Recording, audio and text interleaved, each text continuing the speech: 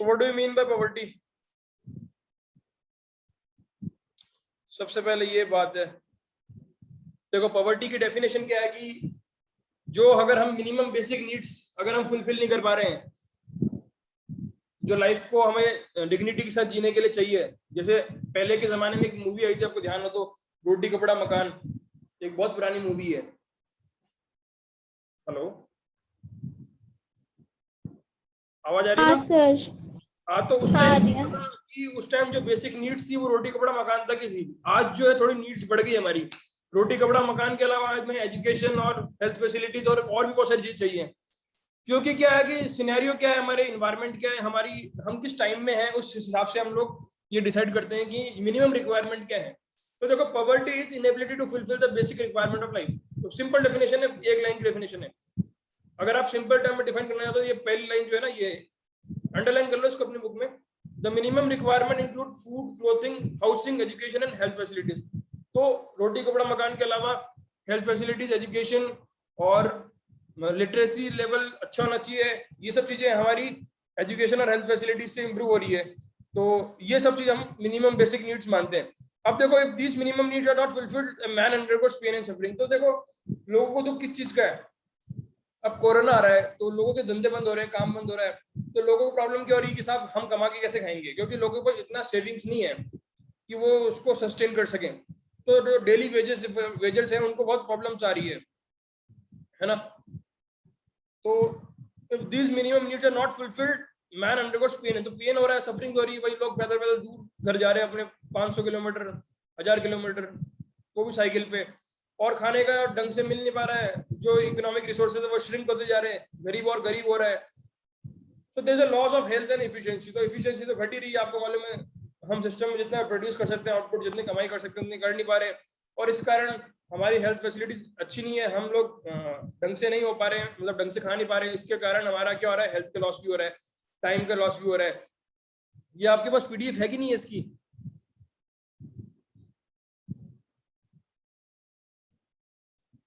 Hello,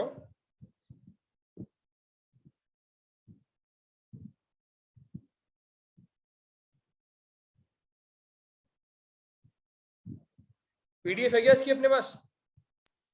हाँ sir. है तुम्हारे पास? नहीं, मैं भेज दूंगा बाद में।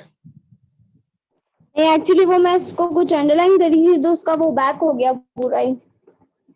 अच्छा, तो इसलिए मीटिंग लीव हो गई अभी 1 सेकंड के लिए। मैं ट्राई करता हूँ, देखो एक बार मेरे से हो जाता तो।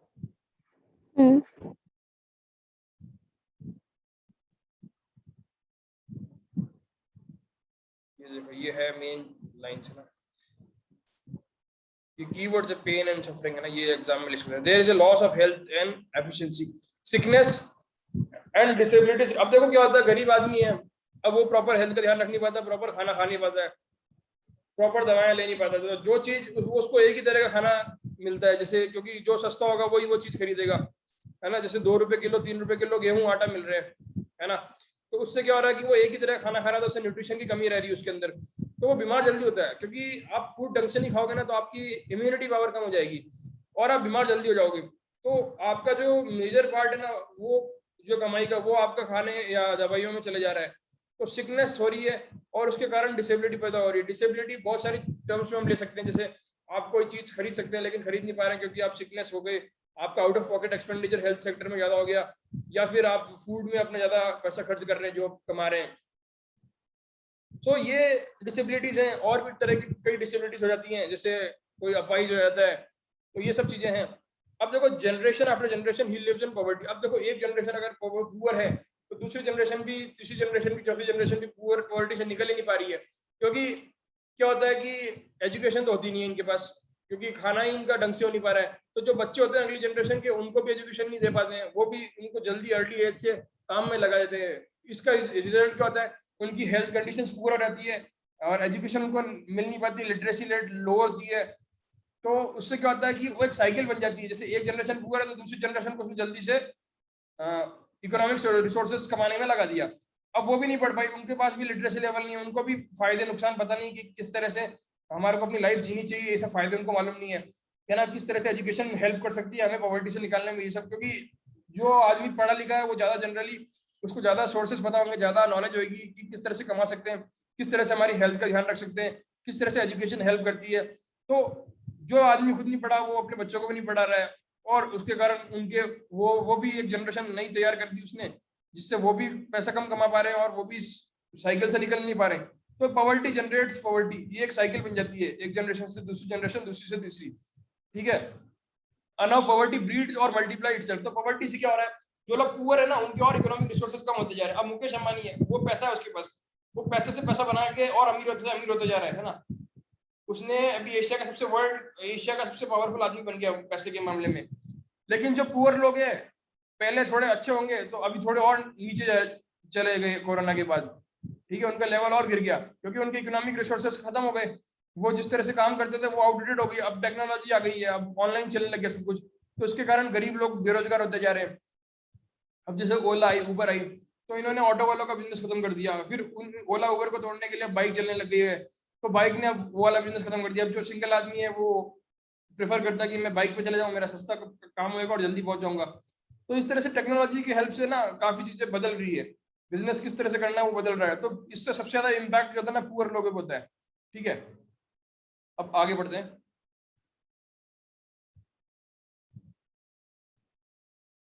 अब है रिलेटिव, ठीक हो गया, ठीक से।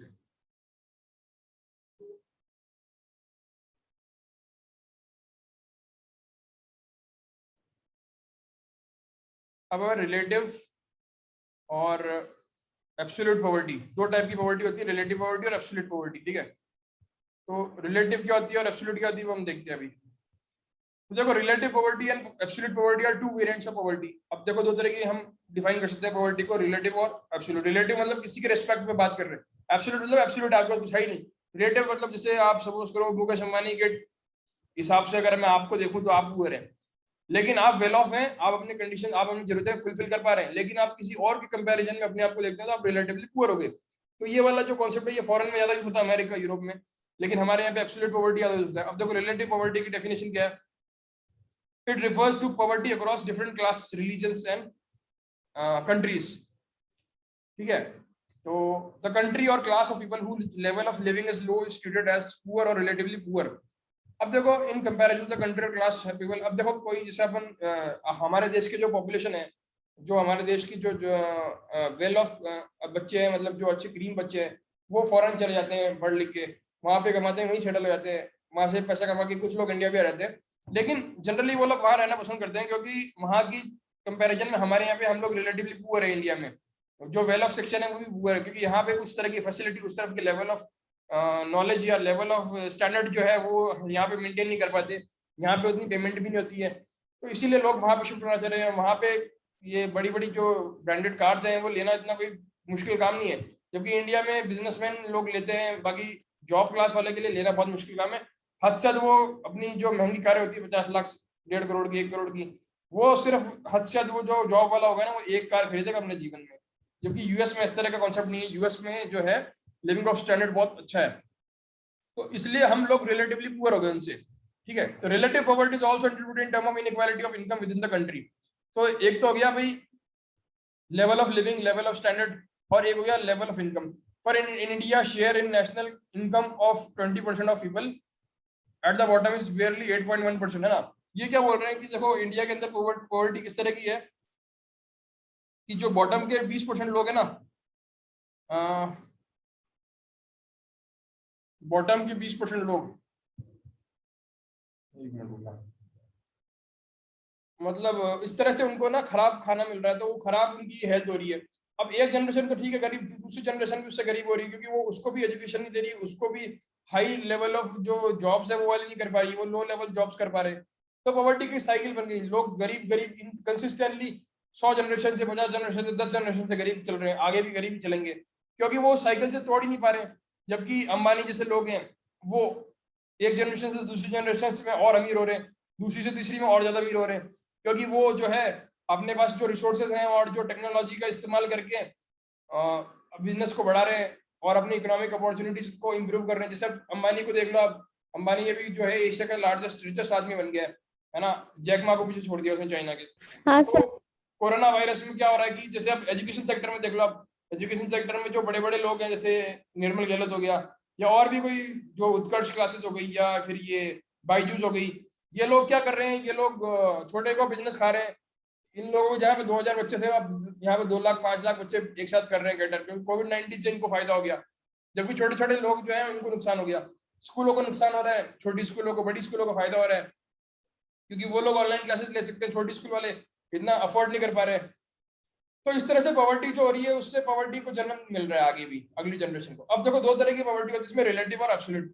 तो रिलेटिव पॉवर्टी जनरली ना एक कंपैरिजन होता है कि भाई आपके रिलेटिव इतने कम अमीर हैं, हम लोग उनसे गरीब हैं, लेकिन आप भी वेल ऑफ हो, वो भी वेल ऑफ है, लेकिन वो आपसे थोड़े ज्यादा अमीर है, तो वो हो गई रिलेटिव पॉवर्टी। एब्सोल्यूट पॉवर्टी क्या होती है कि मतलब आप एब्सोल्युटली गरीब हो, है ना, मतलब आपके पास ऐसा है कि डेली का खर्चा भी नहीं चल पा रहा है, वो वाली चीज हो गई। तो 2 तरह की है इसमें मेजर करने की। तो रिलेटिव पॉवर्टी क्या होती है कि हम ना डिफरेंट क्लासेस और रीजन्स को जो है मतलब मेजर करते हैं इसके अक्रॉस। जैसे सपोज करो लेवल ऑफ लिविंग या लेवल ऑफ स्टैंडर्ड का हम देखते हैं कि रिलेटिवली हम उनसे पुअर हैं या हम उनसे अमीर हैं। अब कोई आदमी है, उसके पास बहुत पैसा है, वो ब्रांडेड कार चूज कर रहा है, ब्रांडेड कपड़े ला रहा है, लेकिन आप जो है, आपको पैसा है, आप भी कपड़े अच्छे पहनते हैं, लेकिन आपके पास कार जो है ना वो सिंपल है, आप उतना अफोर्ड नहीं कर पाते इतनी महंगी कार हो, तो आप रिलेटिवली पुअर हो गए। अब जैसे अंबानी है, अंबानी के कंपैरिजन में हम लोग सब रिलेटिवली पुअर हो गए। या हम अमेरिका को लेते हैं, अमेरिका के जो लिविंग स्टैंडर्ड है, जो वेजेस है वहाँ पे, जो वहाँ की इनकम है, उसके कंपैरिजन में हमारे देश में इनकम बहुत कम है।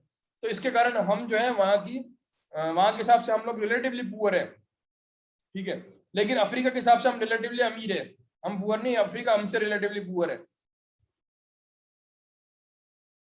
So for example in India share in national income. अब देखो क्या हो रहा है कि नेशनल इनकम जो है ना इंडिया की, जैसे नेशनल इनकम सपोज करो 100 है, अब 100 में से जो लोअर 20 आदमी है ना, वो 100 रुपए में से 8 रुपए कमा रहे हैं, जबकि जो हायर 20 है ना, जो अमीर लोग है 20%, वो 45% शेयर कर रहे हैं, कमा रहे हैं। मतलब जैसे 100 रुपए है और 100 ही लोग हैं, ठीक है, तो 1-1 रुपए सब कमाएंगे तो बराबर होएगा। लेकिन क्या हो रहा है कि जो 20 लोग हैं ना नीचे वाली इनकम्स के, वो सिर्फ 8% जीडीपी कमा रहे हैं, जबकि जो हायर पर्सन है ना 20 जो हाई लेवल में है, वो 45% जीडीपी कमा रहे हैं। तो इतनी इनकम डिस्टॉर्शन है हमारे यहाँ पे, तो इसीलिए रिलेटिवली पुअरिटी बहुत बहुत है हमारे यहाँ पे, ठीक है। आगे चले। हाँ सर। तो देखो एब्सोल्यूट पॉवर्टी क्या होता है। एब्सोल्यूट मतलब पॉवर्टी लाइन, हम इसमें एक कॉन्सेप्ट लेके आए हैं पॉवर्टी लाइन का, कि भाई हमने जैसे एक लाइन बना दी, सपोज करो ये रेफरेंस बना दिया कि यार आप ना 500 रुपए रोज के नहीं कमा रहे हो, सपोज करो, एग्जांपल दे रहा हूँ, ऐसा नहीं है, लेकिन एक एग्जांपल बता रहा हूँ कि आप सपोज करो आप 500 रुपए की आपने लाइन फिक्स कर दी कि अगर 500 से आप नीचे कमा रहे हो तो आप पुअर हैं, 500 से ऊपर कमा रहे हो तो आप मतलब पुअर नहीं है, तो पॉवर्टी लाइन बोलते हैं उसको, है ना। अब देखो इसमें कट ऑफ पॉइंट डिसाइड कर लेते हैं, मैंने आपको बताया जैसे इस तरह से 500 रुपए line in term of per capita expenditure that divides people of region as poor and non poor. तो पुअर और नॉन पुअर में आप पर कैपिटा एक्सपेंडिचर को देखते हैं कि पर पर्सन कितना एक्सपेंडिचर कर पा रहा है। वो अगर एक मिनिमम क्राइटेरिया सेट करता है कि हाँ भाई 500 रुपए 1000 रुपए जो हमने फिक्स करा है, उतने अगर आप खर्च कर रहे हो तो आप पुअर नहीं हो, और उतने खर्च नहीं कर रहे हो तो आप पुअर हो। सो इंडिया के अंदर पहले जो उन्होंने डिसाइड किया, पर्सन जो 8 से 16 रुपए कंजप्शन पे रूरल एरियाज में, मतलब गांव में अगर 8 से 16 रुपए खर्च कर रहा है और शहरों में 1000 रुपए खर्च कर रहा है, तो वो पॉवर्टी लाइन के अबव है, और अगर नहीं कर पा रहा तो पॉवर्टी लाइन के नीचे है। मतलब 8 से 16 से अगर गाँव में कम खर्च कर पा रहे हो, आप उतना आप कमा ही नहीं रहे हो, और शहरों में 1000 रुपए से कम कमा रहे हो या कम खर्चा कर रहे हो, तो आप पॉवर्टी लाइन के नीचे, यानी कि आप पुअर माने जाओगे। 2011-12 में जो पॉवर्टी लाइन का एस्टिमेट निकाला था, उसके अकॉर्डिंग 21% जनसंख्या, 22% जनसंख्या जो है हमारी पुअर थी। पॉवर्टी रेट थी इंडिया में 22%, ठीक है, 22% लोग जो इंडिया के पुअर थे। सो 50% of absolutely poor in India, मतलब वर्ल्ड के टोटल पुअर जितने भी है ना, जितने भी गरीब लोग हैं, उसका टोटल 50% जो है इंडिया में पाया जाता है। ये 21.9% जो लोग है ना, ये 50% वर्ल्ड का पुअर बनाते हैं। देखो यहाँ पे देखो ये स्लम्स हैं, सपोज करें बॉम्बे का स्लम्स है, तो इस तरह से ये कंजेस्टेड गलियां हैं, वेंटिलेशन नहीं है इनमें, प्रॉपर पानी की फैसिलिटीज नहीं है, है ना। और ये देखो कितनी गंदगी है, यहाँ पे बच्चे हैं, यहाँ पे घूम रहे हैं, यहाँ पे खाना का सामान मिल रहा है, यहाँ पे बाजार है, और कोई वेंटिलेशन नहीं। तो यहाँ पे देखो अभी पिछले से कोरोना टाइम में स्लम्स में जो धारावी है बॉम्बे में स्लम्स, वहां पे भी कोरोना फैलने का खतरा बहुत हुआ था। तो इस तरह से यहाँ पे लाइफ है। अब देखो यहाँ पे ना कोई पर्सनल रूम है, एक रूम में परिवार रह रहा है ना, एक ही जगह खाना खा रहे हैं, और गंदगी भी सारी यहाँ पे है, मच्छर है, इसलिए यहाँ पे बीमारियां बहुत है। यहाँ की लाइफ स्टाइल, लाइफ बहुत, जो लाइफ एक्सपेक्टेंसी है वो भी बहुत कम हो जाती है इन लोगों की, ज्यादा जीते नहीं है क्योंकि यहाँ बीमारियां वगैरह बहुत लग जाती है। तो इसको बोलते हैं एब्सोल्यूट पॉवर्टी। अब पॉवर्टी लाइन क्या होती है, पॉवर्टी लाइन के बारे में पढ़ेंगे। अभी तक क्लियर है? हाँ sir.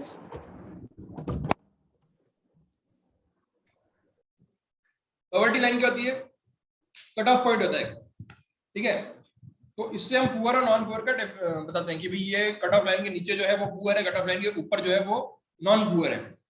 So if per capita expenditure of 1500 per month is taken as a cut off point, then दो surviving on the monthly expenditure plus. अच्छा, ये एग्जांपल दिया इसने कि भाई 1500 रुपए से अगर हम कट ऑफ पॉइंट लेते हैं, सपोज करो, तो 1500 से जो कम कमा रहा है, जो कम खर्चा कर रहा है, उसको हम पुअर बोलेंगे, और जो ज्यादा कर रहा है उसको हम नॉन पुअर बोलेंगे। तो मंथली एक्सपेंडिचर हम देखते हैं, एवरेज ले लेते हैं उसका। Poverty of population below poverty line is called head count ratio या पॉवर्टी इंसिडेंस रेशियो। तो परसेंटेज ऑफ पॉपुलेशन, मतलब जैसे सपोज करो 22% लोग हमने बताया था कि पॉवर्टी लाइन के नीचे, तो उसको हेड काउंट रेशियो या पॉवर्टी इंसिडेंस रेशियो बोलते हैं, ठीक है। तो हेड काउंट रेशियो इधर देखो, ब्लू लाइन, ब्लू इधर इस तरफ दिया हुआ राइट साइड में, concept of head count ratio. It refers to the measurement of poverty in term of the number of person below poverty line. ठीक है, where poverty line means same cut off point with the respect to the individual consumption expenditure per month. तो आप consumption expenditure कितना कर रहे हैं per month, आप अपने खाने पे क्या खर्चा कर रहे हैं, खाने खर्चा अगर आपका 1000 रुपए है, 1500 रुपए है, तो हम पुअर नहीं मानेंगे, अगर नहीं है तो आप पुअर मानेंगे। तो कितने number of person below poverty line जी रहे हैं, इसका ये हेड काउंट रेशियो है। इसको बोलते हैं percentage of population below poverty line, that is called head count ratio, ठीक है। तो डेफिनेशन आ सकती है इसकी एक नंबर में, पॉवर्टी इंसिडेंस रेशियो। अब देखो ये एग्जांपल दिया हुआ है यहाँ पे नीचे, देखो अब ये जो आदमी है थर्ड वाला, ये बिल्कुल पुअर है ना, ये पॉवर्टी लाइन के नीचे आ रहा है, और ये सुपर रिच अमाइड ऐसा आदमी है, और ये मिडिल मैन हो गया, ठीक है। तो देखो क्या है, should the poverty line cut off be determined in term of income और इन टर्म ऑफ कंजम्पशन। तो ये कह रहा है कि भाई कि इनकम से हमको पॉवर्टी लाइन का कंसेप्ट देखना चाहिए या कंजम्पशन से, मतलब कि कितना कमा रहे हैं उससे हमें डिसाइड करना चाहिए कि कितना पुअर, कौन पुअर है या नहीं, या कितना खर्चा हो रहा है, कितना कंजम्पशन पे खर्चा हो रहा है, कितना कंज्यूम कर रहा है, उससे हमें देखना चाहिए कि पुअर है कि नहीं है। तो दोनों तरह से हम लोग डिफाइन कर सकते हैं, इनकम से भी कंजम्पशन पे भी। If one is to choose between the two, consumption should be definitely be preferred than income. तो अगर हम दो चीजों में से एक लेनी हो, जैसे इनकम मेथड लेना है कि कंजप्शन मेथड लेना है वो पॉवर्टी को डिफाइन करने के लिए, तो हम डेफिनेटली कंजप्शन मेथड को लेंगे, ठीक है। So consumption reflect actual use of goods and services by an individual as well as type of good actually used, है ना।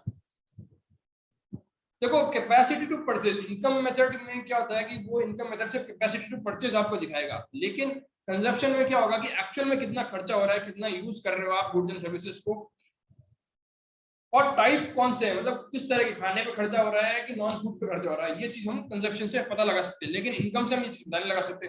सपोज करो आपको लग रहा है कि यार इस बंदे के 2 लाख रुपए तनख्वाह है, या 2 लाख रुपए ये कमा रहा है महीने के, तो ये अच्छा वेल ऑफ होगा, इसकी कंडीशन अच्छी होगी, लेकिन एक आदमी है वो 1 लाख रुपए कमा रहा है, तो आपको लग रहा होगा कि 2 लाख वाला ज्यादा वेल ऑफ है, लेकिन 2 लाख वाले के घर में 15 मेंबर्स हैं, और 1 लाख वाला जो कमा रहा है उसके घर में सिर्फ 3 मेंबर्स हैं, तो वेल ऑफ कौन होगा? 1 लाख वाला। तो इनकम मेथड से हम ये चीज डिटरमाइन नहीं कर सकते, तो इसलिए हम कंजप्शंस पे ज्यादा फोकस करते हैं। सो data is not available on distribution of income,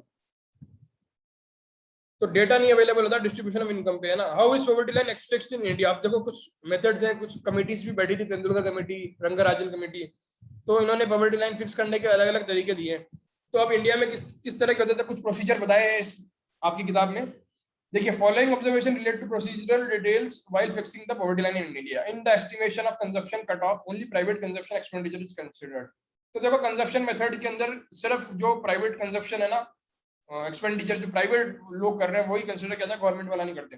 in private consumption expenditure we consider not only food item but non food item action. तो हम लोग क्या कर रहे हैं कि हम लोग कंजप्शन एक्सपेंडिचर जो होता है ना, मतलब कंजप्शन कितना कंज्यूम कर रहे हो, कितना खर्चा कर रहे हो। जैसे आपको सपोज करो आप कह रहे हो कि मेरे पास है ना महीने का 5000 खर्चा कर रही हूँ मैं, तो 5,000 कर रहे हो तो आप किस आइटम्स पे कर रहे हो, ये चीज भी फोकस करी जाती है। फूड पे कितना कर रहे हो, नॉन फूड पे कितना कर रहे हो, ठीक है। तो for consumption of food item we work out per capita consumption of calories. तो कैलोरीज हम देखते हैं कितनी कैलोरी आप खा रहे हो, कितनी कैलोरी आप इनटेक कर रहे हो। अगर आप कुछ मिनिमम जैसे 2421 उन्होंने फिक्स कर रखी है, अगर आप उतना कर रहे हो तो आप वेल ऑफ हो, अगर उतना नहीं कर पा रहे हो तो इसका मतलब आप पुअर हो, ठीक है। क्योंकि अगर आप इतने कैलोरीज नहीं कर पाओगे तो आपकी बॉडी ढंग से काम नहीं कर पाएगी और प्रॉपर न्यूट्रिशन नहीं जाएगा, मेल न्यूट्रिशन का शिकार हो जाओगे।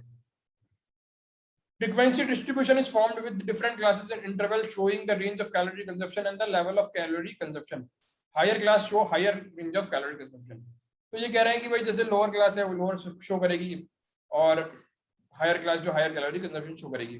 इसलिए मोटापे की समस्या जो होगी ना वो हमेशा हायर हायर ब्रैकेट में होगी। कभी भी पुअर आदमी आपको मोटा नहीं दिखेगा, बहुत रेयर चांस है, कोई बीमारी हो अलग चीज है, लेकिन नहीं दिखेगा। तो हर इंटरवल में हम लोग नापते हैं, महीने में, साल में, कि क्या क्या खाया, क्या क्या खर्चा किया, फूड पे कितना किया, नॉन फूड पे कितना किया, गाड़ी ली नहीं ली, कपड़े कितने हैं, कपड़े पे कितना खर्चा किया। तो ये सब चीजें हम पूछते हैं सर्वे में। Each frequency count the number of head belonging to a particular consumption class. So finally head count ratio is worked out showing poor and non-poor separately for the rural and urban area. And अब देखो ये क्या है, इनका तरीका है कि भाई पूछते हैं, सर्वे करते हैं और एक ग्राफ बनाते हैं फ्रीक्वेंसीज का कि भाई किस इंटरवल में, इस इंटरवल में कितना है, इस इंटरवल में कितना है हेड काउंट रेशियो, ठीक है। तो कंजप्शन कितना है उस हिसाब से हम लोग वो चीज डिसाइड करते हैं और उसके बाद हेड काउंट रेशियो निकालते हैं। हेड काउंट रेशियो मैंने आपको पहले बताया था पहले पेज में, ये देखो यहाँ लिखा हुआ ना,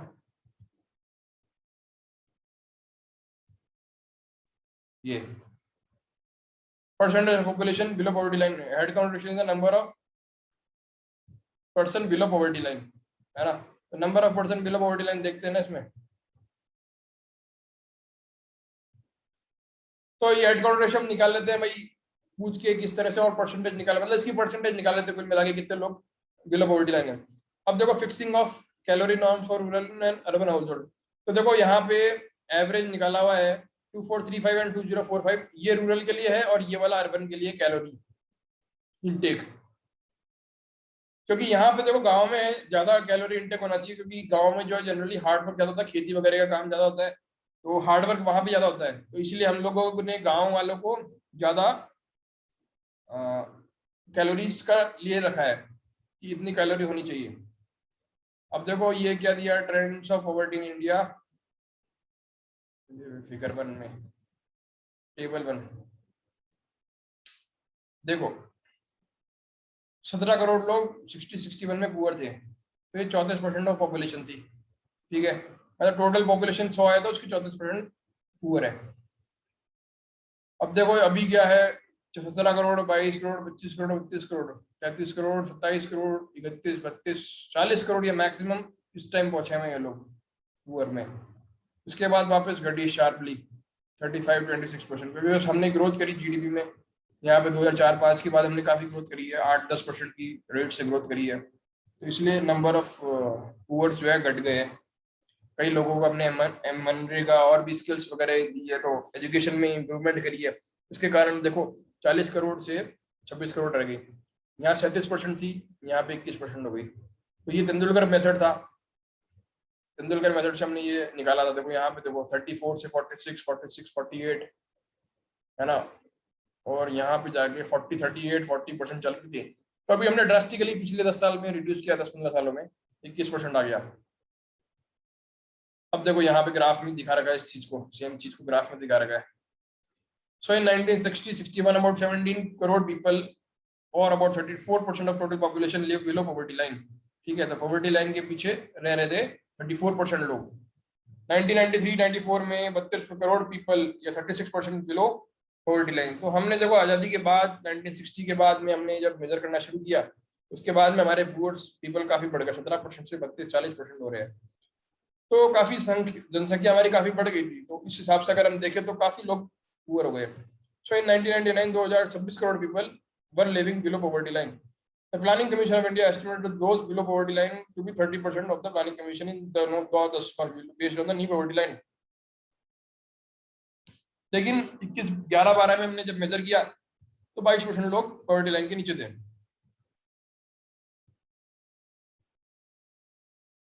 अब देखो यहाँ पे टेबल दिया हुआ है कि 93-94 में ये 36% थे और 2004-5 में 27% थे। ओल्ड एस्टिमेट से न्यू एस्टिमेट, न्यू टेक्नोलॉजी लगाई तो ये रेशियो बढ़ गया।